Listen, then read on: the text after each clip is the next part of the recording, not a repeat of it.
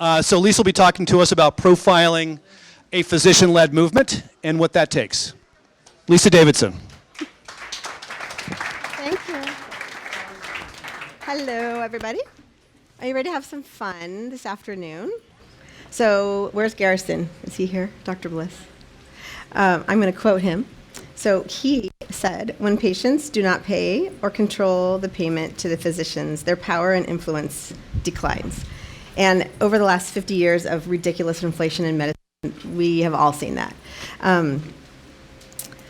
The ship of medicine is sinking. I love the analogy of that. And in 1997, if I'm correct, Dr. Bliss actually had the foresight to jump off the ship and into the water, and he started the direct primary care movement.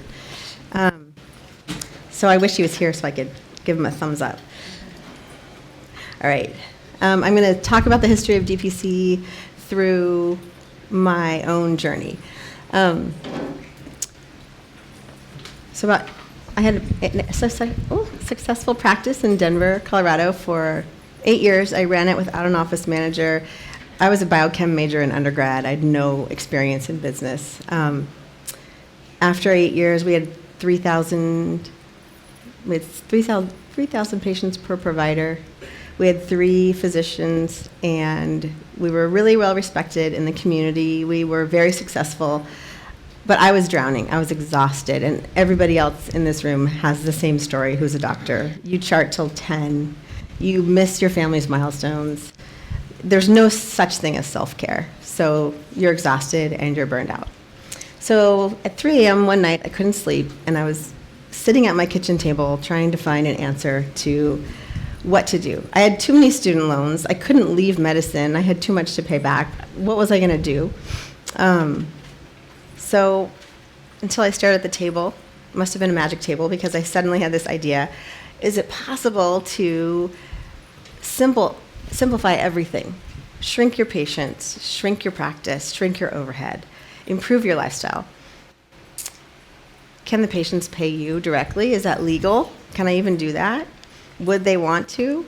I would love to make everything price transparent. Why not? Let's try it. So the light bulb went on for me at that moment. And that's where this phrase came in. I decided I had to shrink my life to grow. So, who were my sparks in all of this? I started researching. Pam Weibel, I don't know if any of you have watched her videos. I certainly hope you have. She speaks a lot about physician burnout and suicide.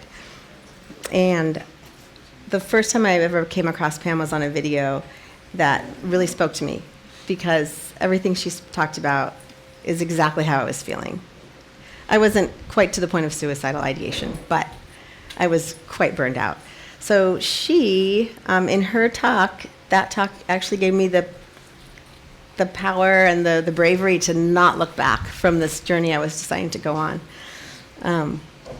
And Dave Chase, where's Dave? Oh, Dave, okay, you're flying away. So Dave, he appealed to my left brain. I read every article that he wrote, and I love his phrase, disruptive innovation. Disruptive innovation is sort of what gave me like the power and the bravery to go on this path. And he was sort of my business backbone. So those two were sort of my spark. So, Goldilocks and the Three Bears. That's what I like to call this part. So I started researching, and I read probably every article about independent medical practice that there was back in 2011, because there were only like this many to read. Try that now, you can't. So I came across a doctor named Gordon Moore, and in 2001, he started an independent medical practice, or an ideal medical practice, otherwise known as IMP. He had a staff of 1. It was himself. He did the scheduling, the doctoring, the lab draws. He did everything. And so I thought, that sounds pretty cool. But being the extrovert that I am, I would have gone absolutely crazy being alone with no coworkers or no colleagues to talk with. So that pot of porridge was a little bit too cold for me. Kept looking. Guess who I found? Q Lions. MedLion, Brian Forrest Group. That was back in the day.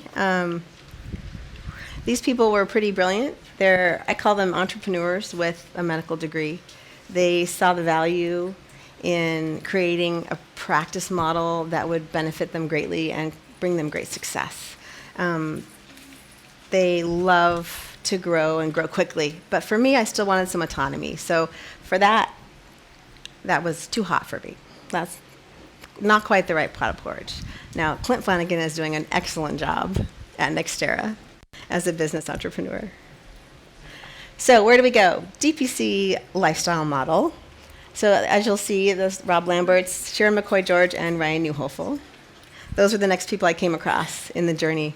And I contacted each of them, and I think they were all sort of surprised and a little bit flattered that anyone even knew who they were and what they were doing. And I thought they were pretty brilliant. They're on their own little islands of entrepreneurial insanity.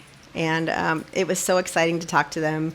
And I drank the Kool-Aid, and I found my pot of porridge. This was like the perfect place I wanted to be.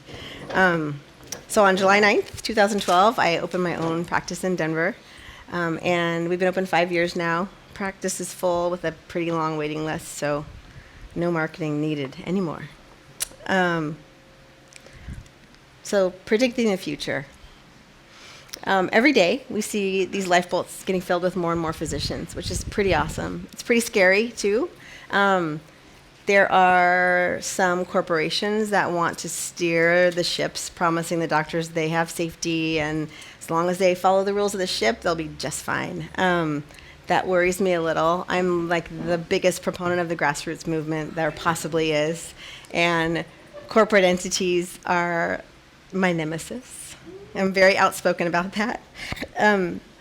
So I think they do have a place. They have a place, though. But my mission is to grow the movement as much as we can and keep it independent. Teach the physicians to have the power that they need to be successful. I think we've done that very well. We've grown phenomenally in the last even couple of years. So it's a great place to be. And if anybody wants some Kool-Aid, you come and see me. That's mine.